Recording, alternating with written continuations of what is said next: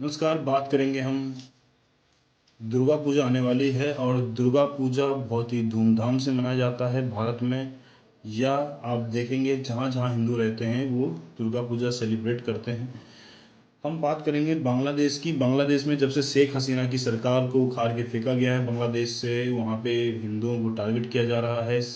और दुर्गा पूजा इस बार ना मनाया जाए, इसके लिए वहाँ पे प्रोटेस्ट चल रहा है। मैं उम्मीद करता हूँ वहाँ के जो नई सरकार बनी है मोहम्मद यूनिस की, वो एक सुरक्षा प्रदान करेंगे हिंदुओं को संरक्षण देंगे। लेकिन ऐसा मुझे नहीं लगता कि ऐसा हो पाएगा, क्योंकि जिस गर्मजोशी के साथ वो बाइडेन से मिले हैं उसमें पूरा ऐसा ही लग रहा है कि जो भी ये चीज़ हुआ है वहाँ पे ये सब प्लान्ड था और शेख हसीना को भगाने की तैयारी पहले से चल रही थी। बात करेंगे भाईचारे की। भाईचारा, हम साथ में रहते हैं यहाँ पे। हमारे भी बहुत सारे फ्रेंड्स हैं जो मुस्लिम हैं और बहुत अच्छे फ्रेंड्स हैं। कोई ऐसा नहीं है कि मैं ऐसे टारगेट तो नहीं कर रहा हूँ किसी को। लेकिन हम जहाँ पे भी हम देखते हैं कि जहाँ पे भी इनकी पॉपुलेशन ज़्यादा होती है या जहाँ पे भी ये देखते हैं कि हम अब हावी हो सकते हैं, वहाँ पे ये कोई भी मौका नहीं जाने देते हैं। चाहे आप अभी अ, हमने देखा बहुत सारी जगहों पे कि इन्होंने एक जगह तिरंगे में चांद बना दिया उन्होंने। एक जगह हमने देखा कि तिरंगे में से सैफरन कलर हटा दिया उन्होंने। अभी दिल्ली की एक खबर आई थी कि एक पार्क में महारानी लक्ष्मीबाई का स्टैचू लगने वाला था, प्रतिमा लगने वाली थी, लेकिन वहाँ पे सामने ही कोई दरगाह या शायद ईदगाह होगी, तो उन्होंने उस चीज़ के लिए भी विरोध किया कि हम ये ज, हमारे सामने ये नहीं लगनी चाहिए। जबकि ऐसा नहीं है। दोनों के फासले अगर आप देखेंगे दोनों जगहों के, तो एक रोड की इस तरफ है, एक रोड की इस तरफ है। कोई ऐसा अगर प्रॉब्लम हो, अगर आप ऐसी प्रॉब्लम्स की बात करते हैं, तो हम भी 5 बार दिन में अजान नहीं सुन सकते हैं। हम भाईचारे में हैं इसीलिए हम सुन रहे हैं आपका 5 बार अजान। आप हमें 5 बार ये सुनाने की कोशिश करते हैं कि अल्लाह सबसे बड़े हैं। तो कहाँ गए विष्णु, कहाँ गए राम, कहाँ गए शिव? हम क्यों सुने आपकी? सरकार से गुजारिश करना चाहूँगा इस चीज़ के लिए कि जो भी लोग इन सब चीज़ों पे ऊपर ड्रब करने की कोशिश करते हैं, उन लोगों पे सख्त कार्रवाई की जानी चाहिए। ये जो गंगा जमुना तहजीब कह के जो लोगों को, हिंदुओं को टारगेट किया जा रहा है, जहाँ पे कमज़ोर हैं वहाँ पे भाई, और जहाँ पे पॉपुलेशन ज़्यादा हो जाती है वहाँ पे हिंदुओं को चारा बना लेते हैं, तो ये चीज़ नहीं चलेगा। हम अब बांग्लादेश में ही देखें तो एक समय था जब हिंदुओं की पॉपुलेशन वहाँ पे अच्छी खासी थी, लेकिन ऐसा क्या हो जाता है हर जगह, जो कि जहाँ पे भी मुस्लिम थोड़े से भी अगर ग्रो करने लगते हैं तो वहाँ से हिंदुओं की तादाद कम होने लगती है अपने आप। मैं सभी इस चीज़ को महसूस कर सकते हैं, समझ सकते हैं इन चीज़ों को। और ऐसा नहीं है कि हम नहीं समझते इन चीज़ों को, लेकिन हम अपनी आंखें बंद रखते हैं।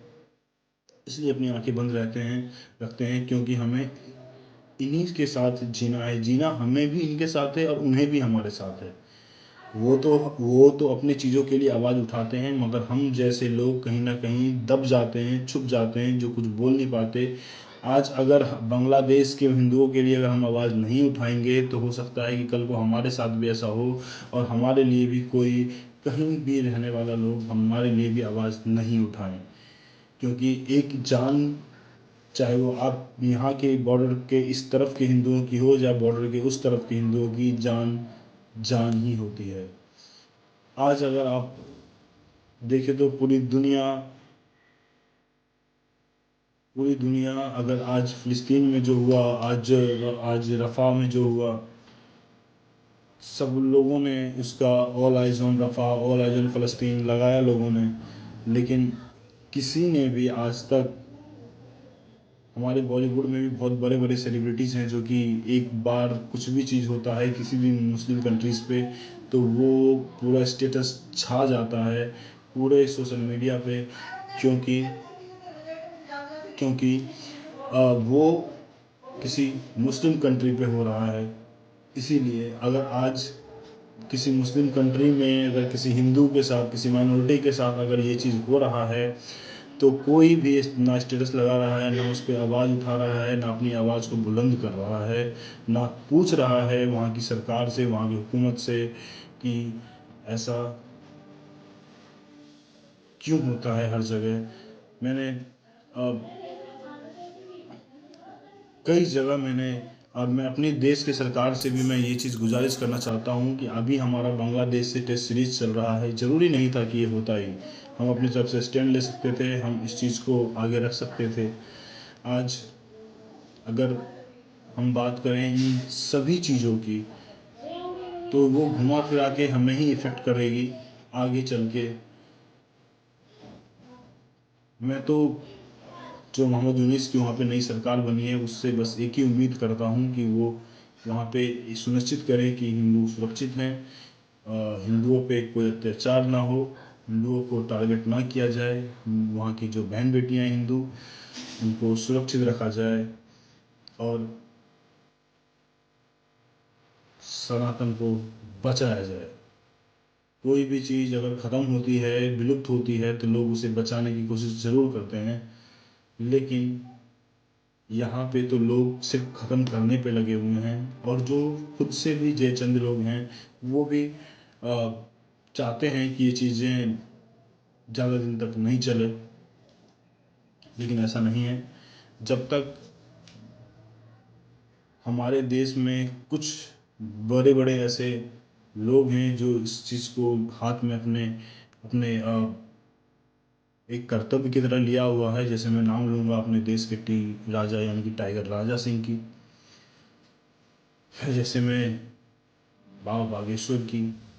इन लोगों ने कहीं ना कहीं कुछ ना कुछ थाम रखा है ज़रूर। आरएसएस की, बजरंग दल की, हिंदू वाहिनी की,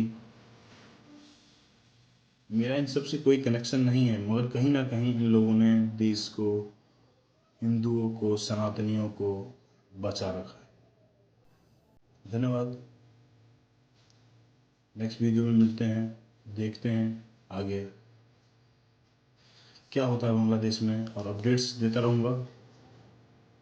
और प्लीज़ प्लीज़ प्लीज़, अगर मेरी वीडियो बांग्लादेश तक पहुंच रही है तो बांग्लादेश के हिंदुओं को टारगेट नहीं किया जाए। जैसे आप भाई हैं वैसे वो भी भाई हैं। हमारे यहाँ भी आपसे ज़्यादा मुसलमान हैं, रहते हैं और सुख चैन से रहते हैं। धन्यवाद।